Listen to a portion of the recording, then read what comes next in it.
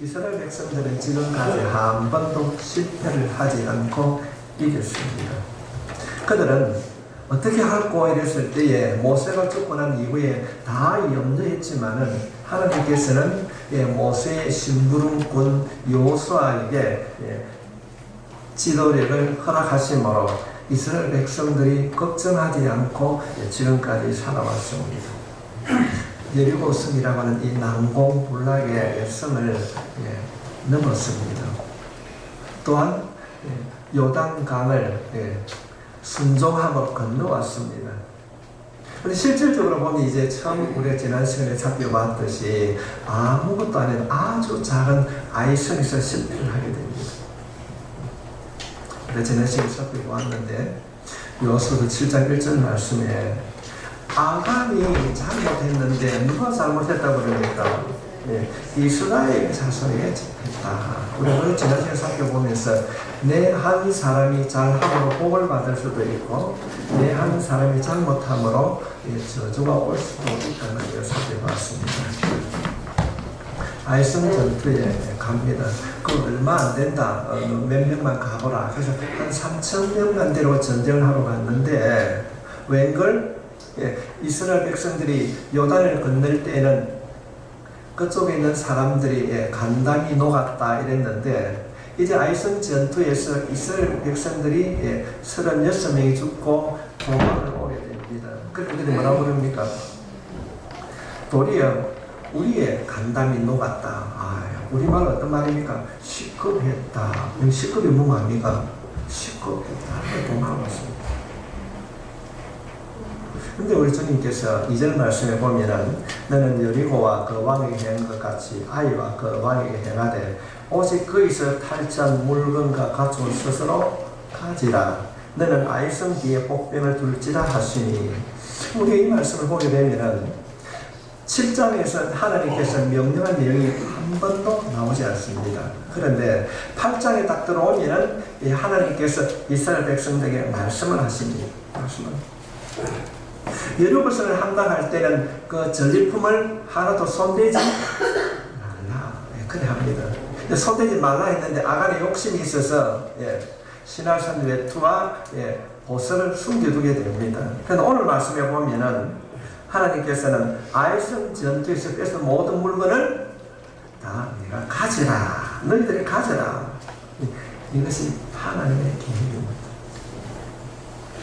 전리품을 어떤 때는 가지지 말라 했고 어떤 때는 가져라고 했는가. 우리가 성경을 살펴보았듯이 이스라엘 백성들이 여리고 정복에서 욕심을 내지 아니었다면 이 아이성도 싸우지 아니하고 쉽게 승리했을 것입니다. 지금 돌아와서 하나님의 음성을 듣고 보니까 내가 잘못되었구나. 이스라엘 백성들이 그때 그 말을 들었으면은 그 여리고성 또 요단을 건넜던 것처럼 이 아이성도 별 것 없이 우리를 건널 수 있었는데 그때 말을 안 들었구나. 그렇게 깨닫게 됩니다. 사랑하는 성도 여러분, 오늘 이 말씀을 여러분의 마음에 담음으로 여러분의 지난 삶을 돌아보고 하나님께서 행하신 그 길로 걸어갈 수 있길 바랍니다. 여러분, 실패라고 하는 것은 우리들에게 아픔을 가져다 줍니다. 우리가 성경을 살펴봤을 때에 실패가 기쁨을 주는 것은 결코 아닙니다. 7장에서는 실패했지만 8장에서는 승리합니다. 우리 흔히 그런 이야기를 많이 합니다. 제가 어릴 때만 하더라도 책상머리에 뭐라고 써붙이는 거 하면은 실패는 성공의 실패가 성공의 어머니입니까? 주님은 실패한 그들에게 하나님이 찾아와서 직접 말씀하십니다. 오늘 우리가 디테일을 안 띄웁니다. 한번 성경을 안 보니까 찾아봅시다. 1절 말씀 같이 읽겠습니다. 시작. 여호와께서 여호수아에게 이르시되 두려워하지 말라 놀라지 말라 군사를 다 거느리고 일어나 아이로 올라가라. 보라 내가 아이와 함과 그의 백성과 그의 성읍과 그의 땅을 다 내 손에 넘겼으니. 실패한 자에게 하나님께서 찾아오셔서 뭐 했더라? 말씀하시는 거예요. 명령하시는 거예요. 그렇다고 한다면 우리가 흔히 말하는 큐티를 하게 되면은 내가 실패의 자리에, 아픔의 자리에, 고통에 대해 있을 때에 하나님이 나에게 찾아오셔서 말씀하실 것이다 하는 마음 가지고 엎드릴 때에 음성이 들려지게 될 줄 믿습니다. 승리의 비결이 무엇인가?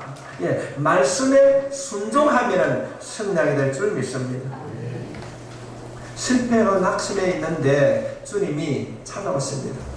여호수아야, 네 전쟁에서 졌지? 이제 내 말 들어라. 그래서 여호수아가 어떤 얘기합니까? 3,000명을 가지고 네 실패했는데 몇 명 데려가라고요? 300명. 그래서 두 팀으로 나눠라는 겁니다.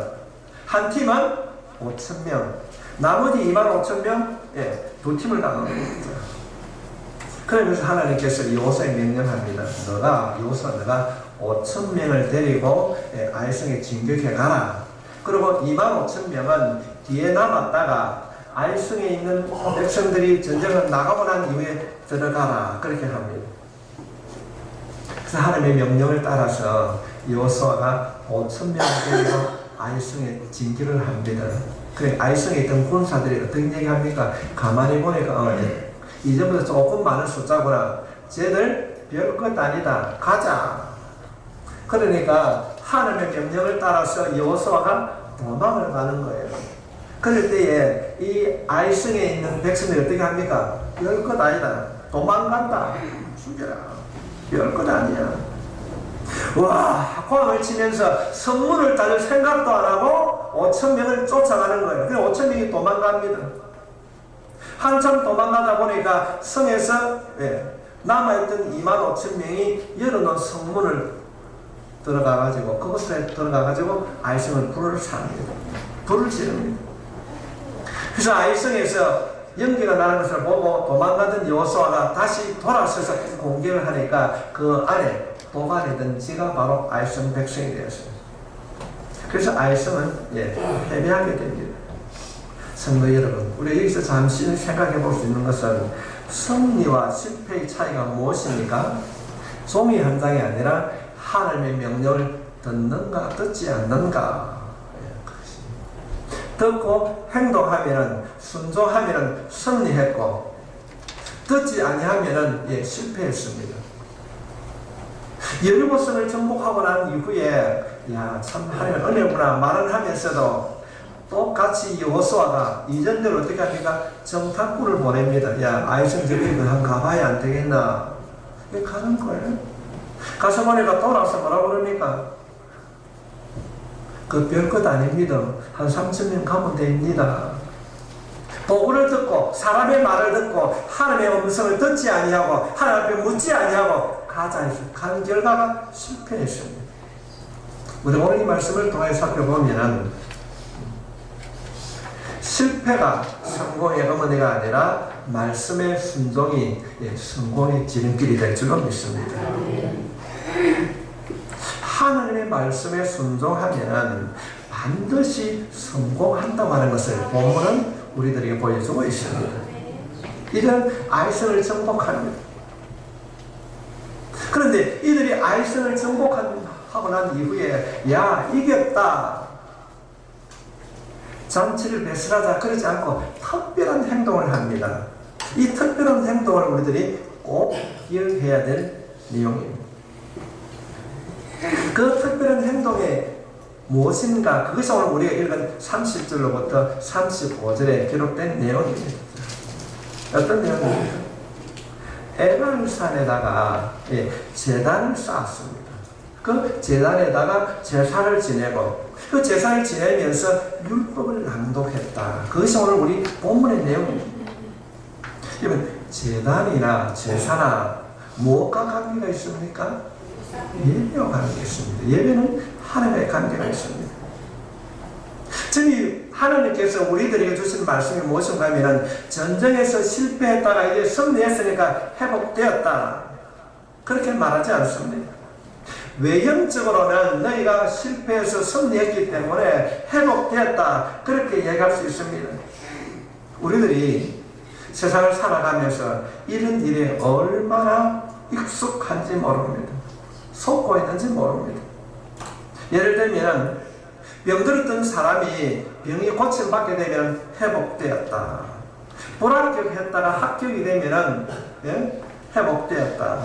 잃었던 것을 찾거나 빼앗겼던 것을 되찾아오면 우리는 회복되었다고 말을 합니다. 그런 생각을 가집니다. 그러나 이런 회복은 현상적인 눈에 보이는 회복입니다. 성경이 말하는 그리스도인의 온전한 회복은 무엇인가? 눈에 보이는 현상적인 회복뿐만 아니라 하나님과의 관계가 온전히 회복될 때에 완전한 회복이라는 것입니다. 지금 이들은 아이성을 정복했습니다. 회복되었습니다. 우리들도 그렇게 생각할 수 있습니다. 이젠 되었구나. 넘어진 자가 일어서고 실패한 자가 성공하고 병든 자가 고침받고 이럴 때 우리는 됐다라고 마침표를 찍습니다. 그러나 우리는 오늘 본문에 있는 말씀을 통하여서 여기에 머물면 안 된다는 것입니다. 우리들이 해야 할 일이 있습니다. 먼저 그들이 아이성을 다시 정복하고 난 이후에 가장 먼저 한 일이 첫째가 제단을 쌓습니다. 두 번째로는 그 제단에 제사를 지내고 세 번째로는 말씀을 낭독했다. 하나님께서는 오늘 본문을 통하여서 믿는 우리들이 세상을 살아가면서 어떤 삶을 살아가야 되는가? 내가 어떤 일을 이루고자 했을 때 하나님이 나와 함께함으로 임마누엘 되신 그 주님으로 인하여서 온전한 자가 되길 원한다고 한다면 본문이 우리들에게 주는 이 말씀을 마음에 새겨야 됩니다. 잘못된 신앙을 가지고 있는 분들은, 특히 은사를 쫓아다니는 그런 분들은 실패한 자가 성공하면 이것이 끝났다고 마침표를 찍습니다. 병든 자가 나으면 마침표를 찍습니다. 어쩌면 병이 낫지 못한다 할지라도, 내가 성공하지 못한다 할지라도 여호와는 나의 목자시니 내가 부족함이 없으리겠던 다윗의 고백 같은 믿음을 가질 때에 그 자가 온전한 성공을 한 자일 것입니다. 우리가 그렇다고 한다면 우리의 인생에 바른 회복을 어떻게, 완전한 회복을 어떻게 이룰 것인가? 그 첫 번째가 제단을 쌓아야 됩니다. 하나님께서는 실패한 이들, 아이성 전투에서 실패한 이들에게 실패를 많이 하고 난 이후에 그 패배가 승리로 바꾼 이후에 이들이 가장 먼저 한 일이 무엇인가? 30절 말씀입니다. 같이 읽겠습니다. 시작.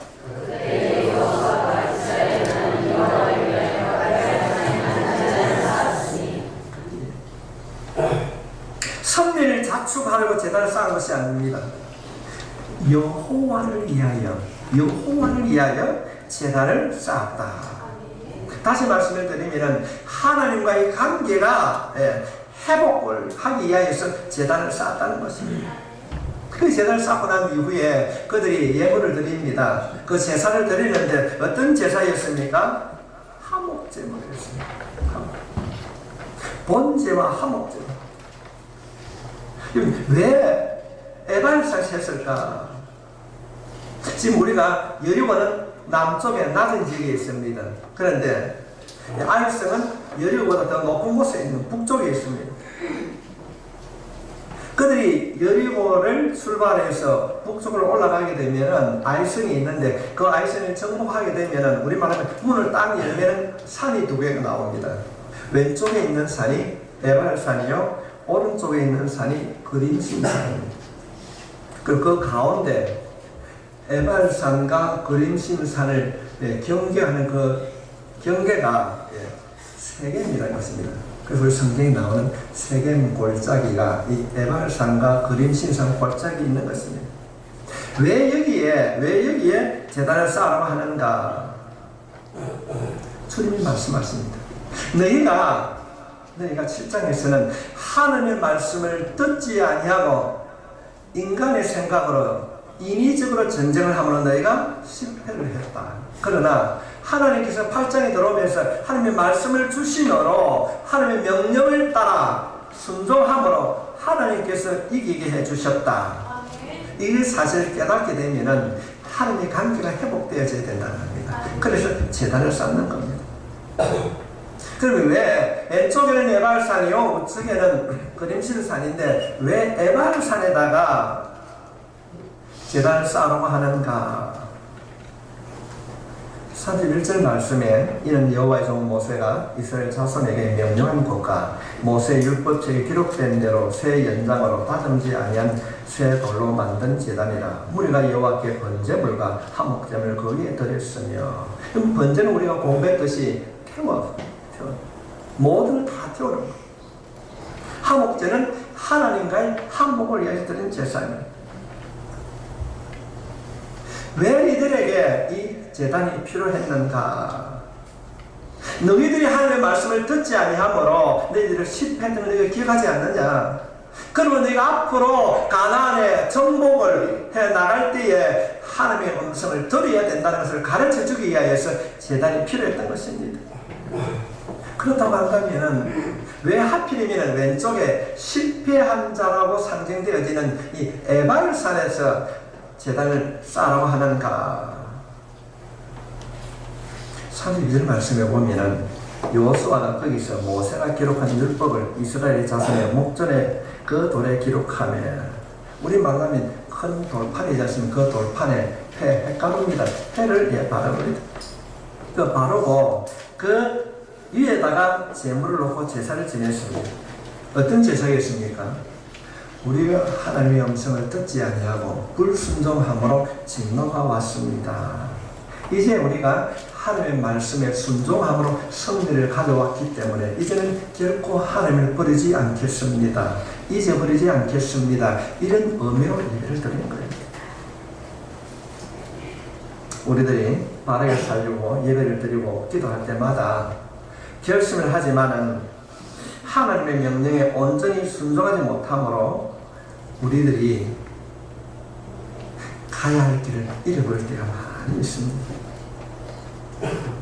왜 우리가 그림신산에 축복의 동산에 하지 않고 왜 그림신산에 있지 않고 에발산에 들려고 하는가? 물론 이 그림신산과 에발산이 신약 성경 오면 상징하는 것이 바로 예수 그리스도입니다. 죄로 인하여서 멸망받은 인간이 죄로 인하여서 저주받지 아니하고 사망해야 될 우리들이 생명의 길로 가게 되는가? 그것은 바로 우리 인생에 예수님이 필요한 이유인 것입니다. 우리들이 물순적으로 넘어졌을 때 우리를 세워주시는 분이 예수님입니다. 이 아픔과 고통 가운데 있을 때에 우리에게 필요한 것이 무엇인가? 바로 제단입니다.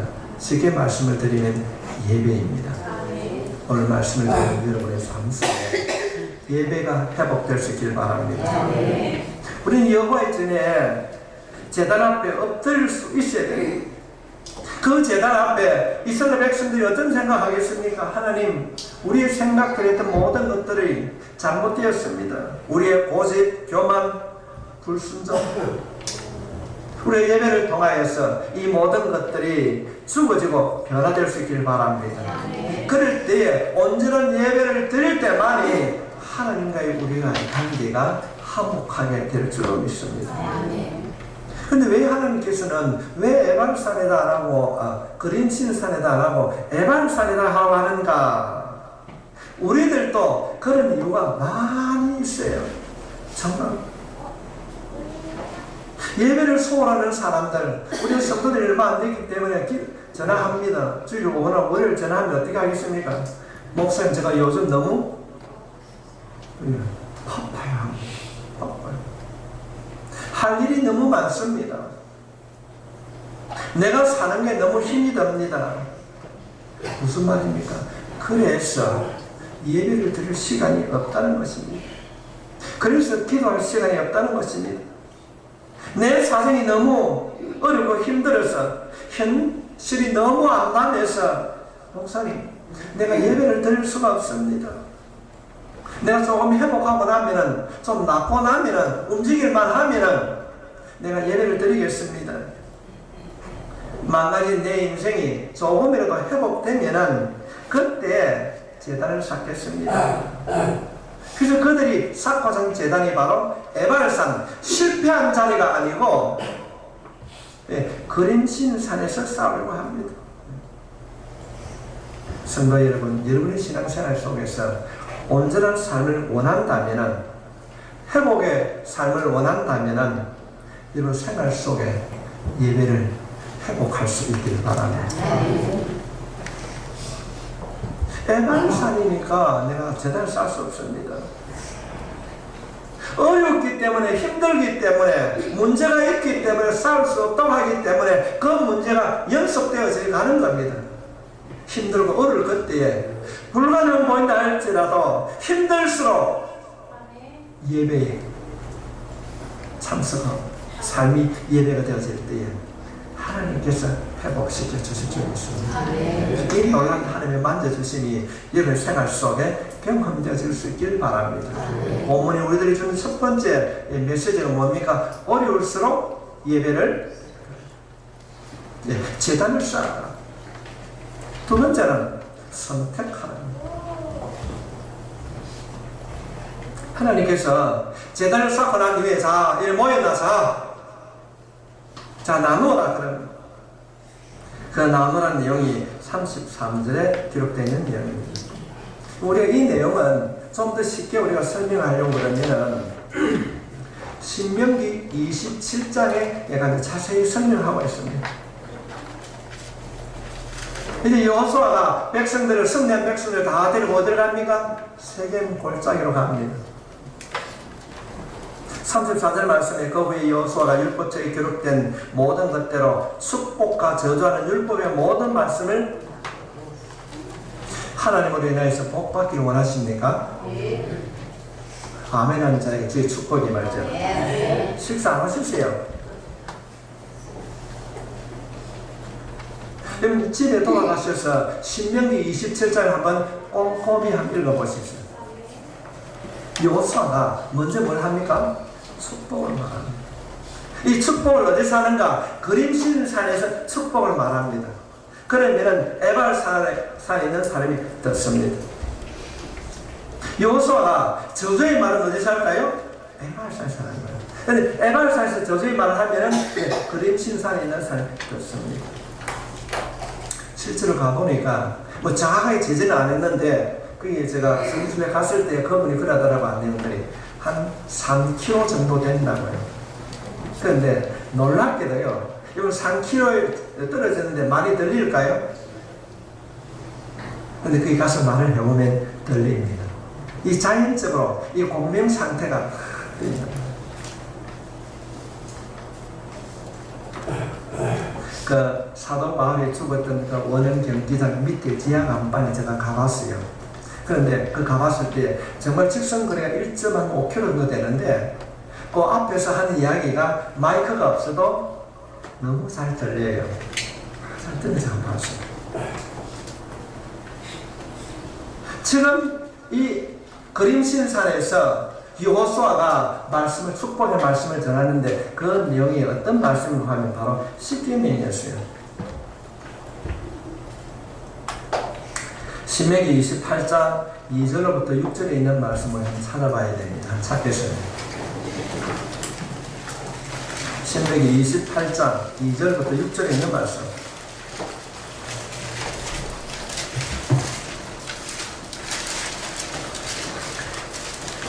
네, 같이 읽겠습니다. 신명기 28장 2절부터 6절에 있는 말씀.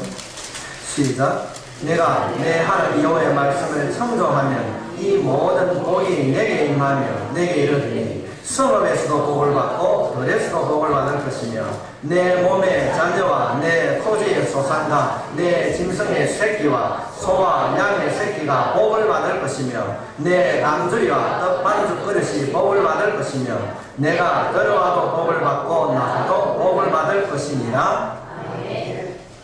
그들이 될 줄 믿습니다. 우리들이 이 말씀을 들으면 행복합니다.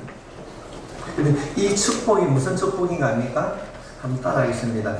나들목 나가도 복을 받고 들어가도 복을 받는다. 그래서 제가 나들복이라, 나들목복이라 저는 이름 한 지어봤습니다. 후손들만 복을 받는 것이 아니고 내 집에 있는 짐승 새끼, 떡반죽 그릇까지도 어떻게 하면 이런 복을 받을 수 있습니까? 내용은 간단합니다. 여호와의 말씀을 순종하면, 하늘의 말씀을 들으면 이 모든 복이 내게 임하리라. 말씀에 순종하면 성경에 기록된 이 축복이 이런 생활 속에 여러분 가정에 임하게 될 줄 믿습니다.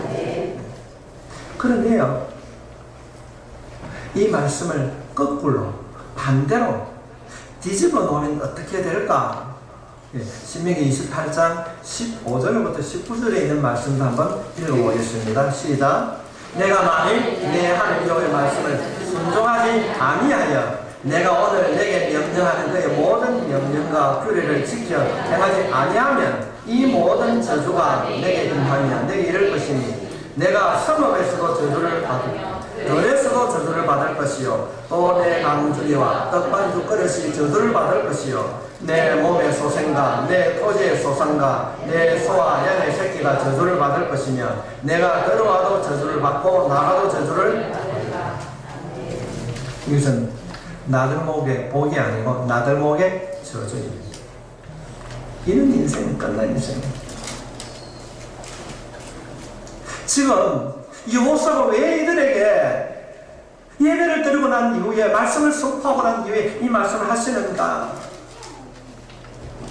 선택하라는 겁니다. 선택. 앞으로 너희들이 가야 할 하나님께서 목적한 그 가난을 들어가야 되는데 정복을 해야 되는데 그 전쟁에서 승리하기 위해서는 너희가 선택을 해야 된다. 저주를 선택할 것인가? 축복을 선택할 것인가? 순종을 선택할 것인가? 불순종을 선택할 것인가? 너희가 선택하라는 겁니다. 성도 여러분, 선택이 이렇게 중요합니다. 7장은 우리가 살펴보았듯이 이스라엘 백성들이 불순종했습니다. 그러나 8장에서는 이스라엘 백성들이 하나님의 명령에 순종함으로 그들이 성례를 거두었습니다. 하나님께서는 우리를 기계처럼 그렇게 사용하지 않습니다. 축복과 저주를 앞에 두고 우리에게 선택권을 주셨습니다. 우리는 기억하고 있습니다. 에덴 동산에서 아담과 하와가 어떤 선택을 하고 있습니까? 선악을 알게 하는 과일을 선택했습니다. 생명을 알게 하는 생명의 과일을 선택하지 아니했습니다. 그래서 하나님께 그들은 진노를 받아서 에덴 동산에서 쫓겨났습니다. 목사가 이런 말씀을 해도 농담으로 알아듣는 사람이 있어요. 뭐 설마 그럴까? 뭐 말씀을 순종한다고 그렇게 될까? 별로 심각하게 받아들이지 않습니다. 성도 여러분, 선택의 현장에서 순종하는 바른 선택을 통하여서 성경이 약속하고 있는 이 나들목의 복을 받는 여러분이 되시길 다시 한번 주님의 이름으로 축복합니다. 우리가 온전한 회복이 우리의 삶 속에 경험되기를 원한다고 한다면 첫 번째가 제단, 예배를 드리는 겁니다. 두 번째가 바른 선택입니다. 세 번째가 청종입니다. 하나님의 말씀을 귀담아 잘 듣는 것이 청종입니다. 그냥 듣고 지나가는 것이 아닙니다. 33절 말씀에 온 이스라엘 그 장로들과 관리들과 재판장들과 온통일 뿐 아니라 이방인까지 여호와의 언약궤를 맨 레위 사람 제사장들 앞에서 개의 좌우에 서되 절반은 그림신산 앞에 절반은 에발산 앞에 서서니 이는 전에 여호와의 종 모세가 이스라엘 백성에게 축복하라고 명령한 대로 합니다. 명령한 대로. 명령에 따랐다는 지금 왼쪽에는 에발산이요 오른쪽에는 그림신산입니다. 그 중간에 하나님의 언약궤가 있습니다. 우리가 살펴봤듯이 이스라엘 백성들이 그 행진하는 그 중앙에 항상 하나님의 언약궤가 있었습니다. 중심에 계신다고 하는 것은 우리가 신학적으로 살펴보게 되면 우리의 중심 가운데 하나님이 계신 줄 믿습니다. 바퀴가 움직일 때에 이스라엘 백성들이 행진합니다. 그럴 때 우리가 깨닫는 것은 하나님께서 우리를 인도해 주십니다. 이 법궤는 하나님의 임재를 상징하고 있습니다. 이 법궤를 중심으로 에발산과 그림신산 다시 말씀을 드리면 언약궤를 중심으로 저주와 축복이 주어지는 것을 보게 됩니다. 우리가 온전한 믿음의 사람으로 살기 위해서는 말씀을 중심에 두고 하나님의 말씀을 들어야 될 줄 믿습니다. 청정해야 됩니다. 여러분의 마음에 하나님의 말씀을 모실 수 있기를 축복합니다. 그래서 우리가 날마다 주시는 하나님의 음성을 듣고 하나님이 원하시는 그 길을 걸어가야 될 줄로 믿습니다. 우리는 불순종의 말 버려야 됩니다. 축복의 말씀은 항상 순종함으로 내 삶 속에 경험되어지는 것입니다. 여러분의 삶의 보좌에 그 삶의 중심에 말씀이 있기를 바랍니다. 혹시 일주일 내에 성경을 보지 않고 살아오진 않습니까? 그것이 자랑이 그냥 살고 있지 않습니까? 특히 제 목사는 저는 굉장히 성경 읽기를 강조합니다. 나오는 관계없지 뭐 구역 예배 때 성경 몇 장 읽었습니까? 여러분 그러고 지나가고 있습니까? 여러분 마음속에 정말로 이 시간에 짧게 한번 생각해 보십시오. 여러분의 마음속에 남아있는 성경 구절이 있습니까? 없습니까? 여러분이 만지작거리면 만지드는 그 핸드폰에는 성경 어플이 다 깔려져 있는 걸 믿습니다. 매주일 주보에 착실하게 목사가 그 컴퓨터에 능숙하지 못하지만은 여러분들이 필요한 성경 구절을 계속적으로 인쇄를 합니다.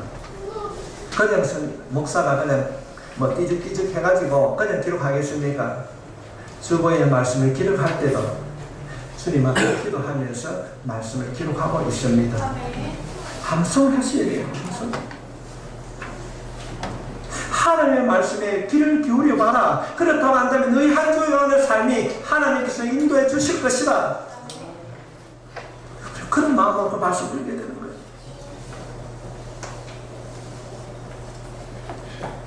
세상 사람들의 카톡에 사람들 100명이 넘는데도 교회 카톡에는 안 들어오는 사람들도 있더라고요.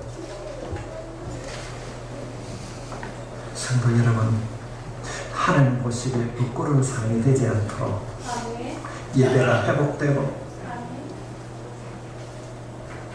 선택을 말씀 안에서 선택하고 말씀을 청종하게 되므로 이 시대에 살아가는 참된 예수군 될 수 있기를 주님의 이름으로 축복합니다. 이 축복이 어떤 축복이라 이 말씀 안에서 나들 복입니다. 나가도 복을 받고 들어가도 복을 받고 저주가 되면 안 됩니다. 말씀에 청종하고 말씀을 들음으로 순종함으로 나가도 복을 받고 들어가도 복을 받고 자녀들도 복을 받고 가족도 복을 받고 뜻반도 그릇까지도 복을 받는 이 시대에 말씀에 순종의 사랑이 여러분이 되시길 축복합니다.